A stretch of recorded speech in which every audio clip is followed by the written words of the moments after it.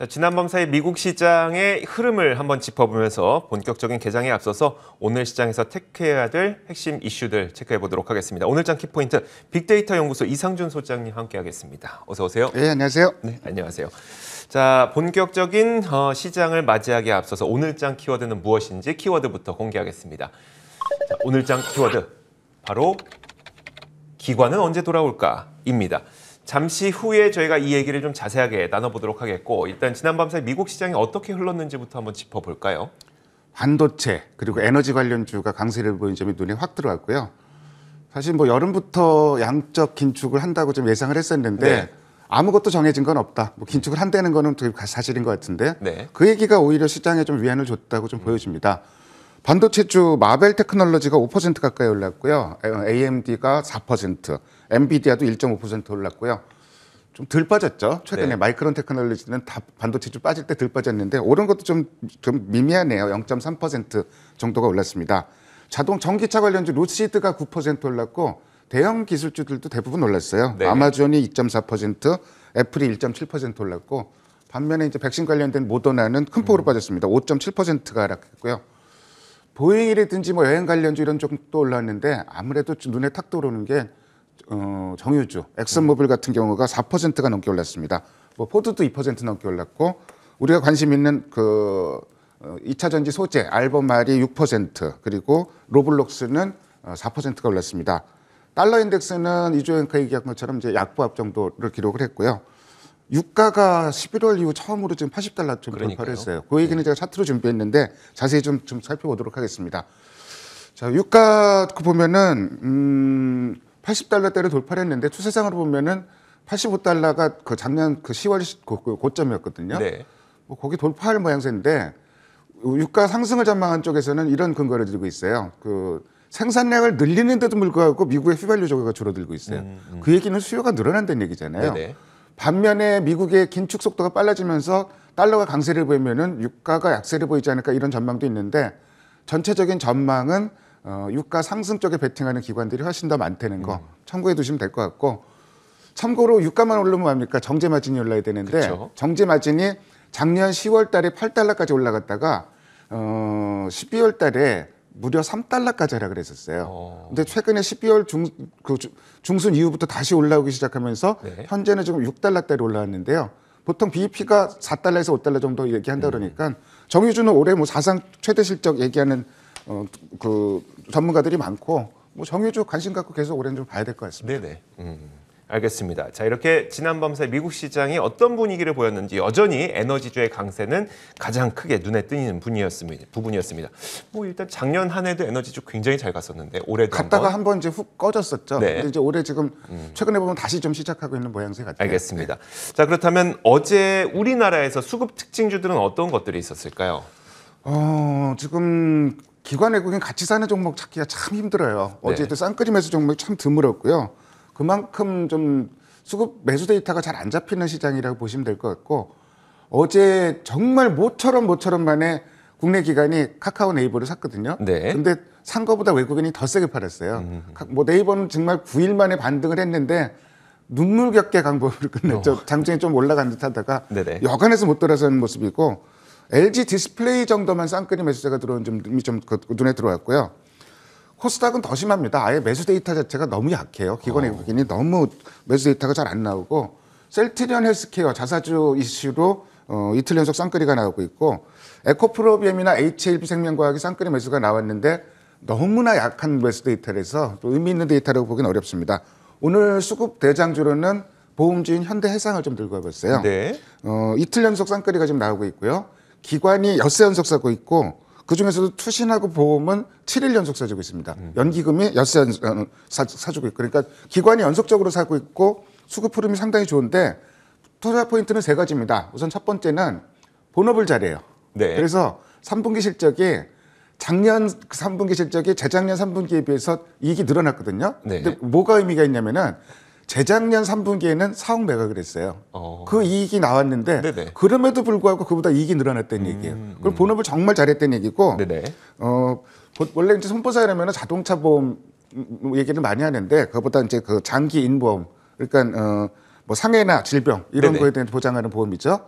이런 거에 대해서 그 상당히 강점을 갖고 있는 회사인데 이쪽에 영업이 잘 됐다. 이게 첫 번째 포인트고 두 번째 포인트는 이번 주 금요일 날 금통이 열립니다. 네네. 근데 그 포를 했는데 이번 주 그 10명을 대상으로 설문조사를 했는데 10명 다 이번에 금리를 인상한다고 전망을 하고 있어요. 네. 그럼 금리 인상 수혜주는 당연히 보험, 금융지주사로 보시면 될 것 같고 네네. 마지막으로 메리츠 화재하고 요새 왜 현대해상이 이렇게 좀 올라가나 좀 봤더니 실손보험료 인상이에요. 얘네 실손보험료 굉장히 좀 많고 그 손해율이 현대해상은 그 중에서도 제일 높은 회사거든요. 네. 근데 실손보험료 인상하면은 다 바로 돈이 되는 거죠. 특히 이제 뭐 1세대 실손 가입자를 4세대로 좀 전환시키는 이런 것도 많이 하고 있는데 저도 1세대 그 실손 보험자거든요. 전환시킬 수 있겠어요? 많이 청구받으면 받아도 보험료는 똑같이 내는데 그렇죠. 4세대는 많이 청구하면 보험료가 올라가는 이런 그렇죠. 구조로 네네. 바뀌는 이런 구조인데 아무래도 이런 수익 구조가 개선이 되지 않을까 요 세 가지 포인트를 짚을 수 있습니다. 알겠습니다. 거기에다가 이제 실제로 그 수급이 좀 유의미하게 들어오는 게 네. 또 현대해상이다 보니까 네. 수급 특 대장주 현대해상을 꼽아주셨습니다. 그럼 이제 저희가 오늘장 키포인트였었던 기관은 언제 과연 돌아올까? 여기에 대해서는 좀 어떤 답변을 주시겠어요? 기관 얘들은 왜 이럴까요? 이런 소리가 그러니까요. 나올 만도 똑같은 하죠. 질문이죠. 올해 네. 단 하루를 안 사요. 매일 코스피 코스닥을 매일 같이 팔고 있습니다. 네. 그래서 왜 팔까? 두 가지 원인이 있는데요. 첫 번째는 금융투자 중심으로 좀 매물이 나오고 있다는 얘기는 네. 매년 반복되는 현상이에요. 연초에. 그러니까 그 배당 받고 배당 그 받은 물량을 도로 이제 그 차익 실현해버리는 거죠. 그래서 이익을 확정시키는 네네. 이런 움직임이 있는데 이게 근데 그 선물이랑 이렇게 결부가 돼갖고 묘하게 그 우리가 알 수 없는 구조들이 있어요. 예년보다는 더 길게 팔고 있는 거 틀림없습니다. 네네. 근데 어쨌든 이 고비는 내일이 이제 옵션 만기일이잖아요. 네. 이때로 고비로 조금 좀 변하지 않을까. 이게 이제 첫 번째 요인이고요.